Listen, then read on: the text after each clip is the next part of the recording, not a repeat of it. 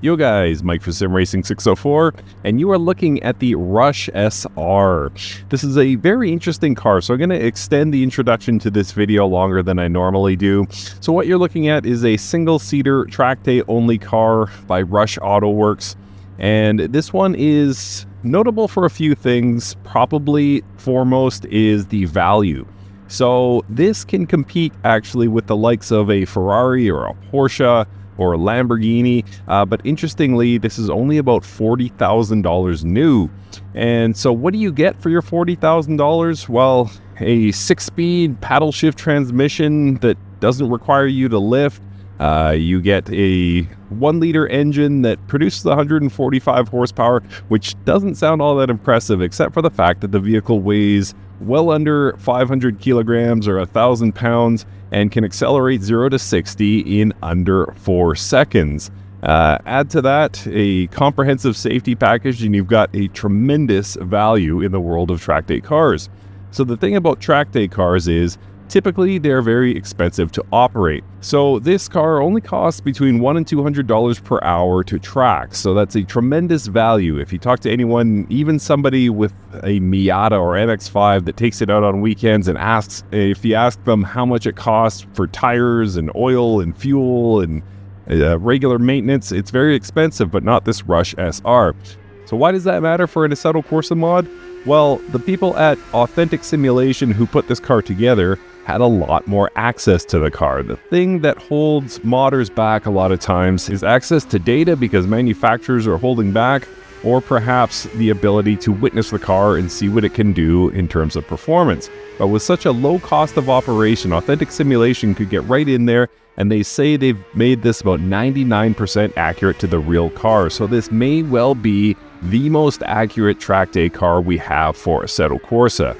So very interesting to see how the value of the real world car ties into the mod side of things. So ultimately, how does this perform? Well, what I did was baseline Barber Motorsports Park with a Porsche 911, a Ferrari 488, and a Lamborghini Aventador. And those times are what I'm going to try and beat in this Rush SR. Keep in mind, again, this is only about 145 horsepower. So it's a very impressive vehicle in terms of its performance relative to its value. So let's see if this little project's car can keep up with the big boys. All right, so here we are at Barber Motorsports Park. And we're going to take this Rush SR out, see if we can get down into the kind of 1 minute 32, 1 minute 33 range. Again, we're talking about a 1-liter engine, not even 150 horsepower. So we'll see how well we can do here. The massive advantage that this car has is in corners like this. So it's so light, you know, that body weight of, you know, not even 500 kilograms. It can just get around those corners with such confidence. By the way, one of the first things you notice about the car is the single seat driving position is fantastic. Combine that with the sort of open cockpit design, you see everything. The car doesn't feel big in any way. It feels very, very capable. And yeah, you can just place it exactly where you want to be on track. And what a driving experience this is. It doesn't have that crazy power. Like before I did this video, I was driving the Lambo and the Ferrari and the Porsche, and those cars just impress you with how fast they go from 1 to 200 kilometers an hour. And this is not that. This is, you know, I'm sitting at 180 kilometers an hour, 190. Like, I mean, it's just comparatively very slow, you know, next to those giants. However, corners like this where I'm not even lifting, holding, and then finally I can brake when I'm comfortable and get around that corner. I mean, it's just thoroughly impressive. All right, so let's get something going here. I realized that I forgot to turn on my lap timer. There you go. So now we can track my progress. And we'll see, again, that was a 134, so already down into the target range, well, close to the target range. So can we improve upon that? I believe we can. We're already up a quarter second here on this lap. Last lap, I was just trying to get some heat into these tires. And easy around this corner on that throttle, nice and early. Up about a half second here, so we're on a good pace. Should be able to smoke that 134. Can I get it down into the 132 range? Yeah, doubtful. But I think we're going to be quite close. I think 133s are definitely possible here at Barber. In fact, I'm on track for that now. So through this switchback here, no lift. In fact, an upshift in the middle of the corner. I'm going to try and dive into this next corner. I feel like there's some time to be had here. So a little wiggle, nothing too bad on the exit. Still flat, still flat.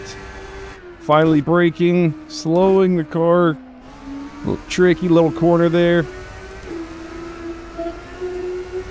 Whoa. Don't hit the DRS sign, Mike.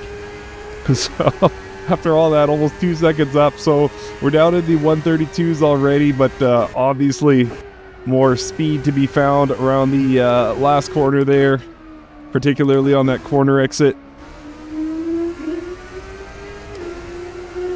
And there is a hint of understeer there. You might have seen it. I was cranking that wheel, couldn't quite get the car to cooperate. Braking in a straight line here. Otherwise that back end could kick out.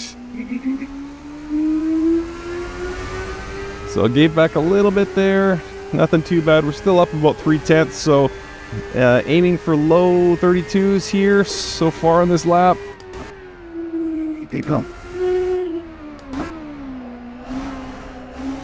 That's a correct there.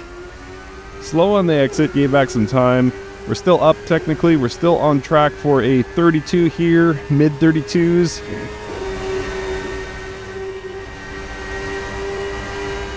And I think I was pretty clean through this second chicane here last time around. Lifted there unnecessarily.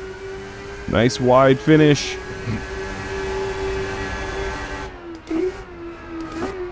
So yeah, this car is just a monster. It really is. Actually, no, monster is the wrong word. It's a surprisingly cooperative track toy. Oh, here we go. Look at this time. 132, 145. So I have bested the supercars. That is impressive. For a car I can't afford, but I'm sure much of my audience could, at 40 grand US. It's not unrealistic. Like, you look at the price of a Honda Civic, or you look at the price of a Kia or something like that. Granted, this is not the functionality of a Kia. You're not going to take the family out in this one. So this is purely a toy, and I ran wide there. Getting a little too confident in that corner. But we're back. We're doing okay. So I will throw away this lap here. By the way, the fuel economy in this thing is insane. In fact, a bit too insane. I think Authentic Simulation may need to take a look at that. Apparently, thus far, I have burned 0.1 liters of fuel. So I think unless I was sitting there idling, I don't think that's possible, having driven this long. Whoa. Oh, horrible lap, Mike. I am just asleep at the wheel here. But we start anew. We start anew. Shake it off. It's a Friday night. I'm tired after a busy week. Could be that. But here we go. See if we can dial this in. And I'm still getting that understeer. I gotta soften the front a little bit, I think, because that understeer is just killing me. And I definitely had a lot more there. Boy, could it be the tires getting overheated or something like that? I don't have any sort of tire gauge, but I'm just feeling a lot more from the car at this point. Now, one thing I would caveat this, first of all, would I recommend this mod for Assetto Corsa? 1000%. This is a really, really fun car. But the caveat I would add is this is only going to be effective on a select number of tracks. Like, the way this thing slowly gets up to 180 kilometers an hour. It goes like a shot up to about 100 kilometers an hour, 62 miles an hour. But yeah, then things really start to taper off in terms of its performance. So you take this to a Monza or something like that, and it's going to be absolutely embarrassed by the likes of a Miata. So you got to be selective with your courses here. So yeah, it's not going to be the everything for every track type car. We leave that to the Zonda R. But yeah, it doesn't make this any less fun for what it is. Oh, come on, Mike. Alright, we'll go 1 or 2 more laps here. At least I'm consistently in the 32s, even though that wasn't a great lap by me.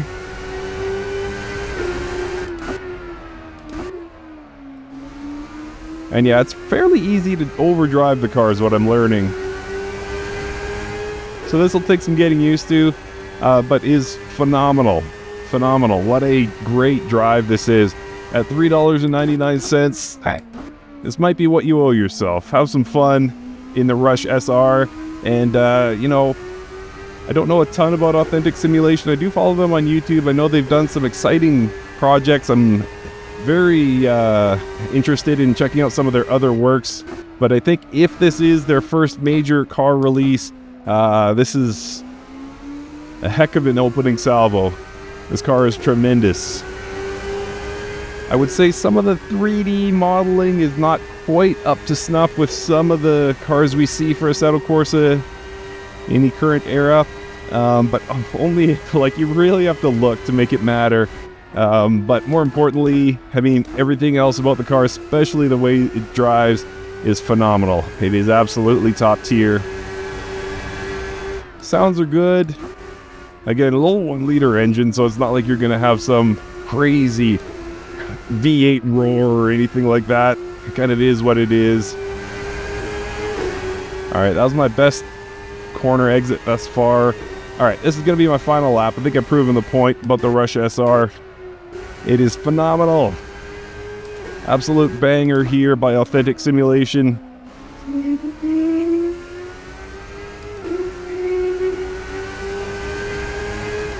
And I'm off to a decent start here, down about a 10th. I can still pull something out, possibly. Little wiggle on the rear there. Still keeping it pretty close to the personal best, so depending on how the next few corners go. Oh boy.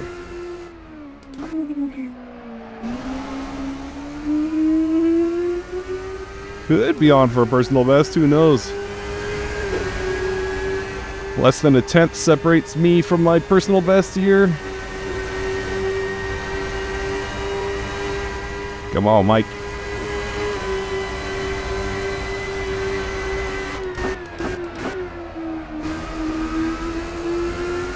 And gave it all back.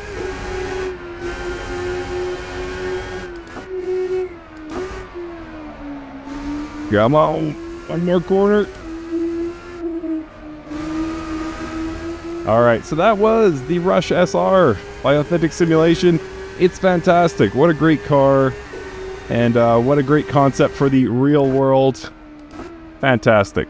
Enjoy the replay, and we'll see you next time.